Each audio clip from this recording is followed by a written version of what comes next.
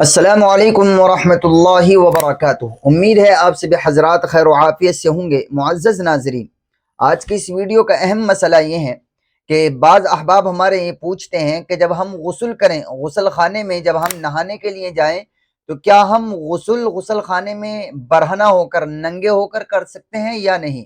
اگر کوئی انسان برہنہ ہو کر یعنی تمام کپڑے اتار کر نہائے، غسل کرے، تو کیا اس کا غسل ہو جائے گا یا غسل نہیں ہوگا؟ تو جواباً عرض یہ ہیں کہ غسل خانے کے اندر ننگے ہو کر نہانا یعنی تمام کپڑے اتار کر برہنہ ہو کر نہانے سے غسل ہو جاتا ہے، یہ درست ہے، غسل کیا جا سکتا ہے، غسل میں کوئی بھی کراہت یا کوئی خرابی نہیں آتی۔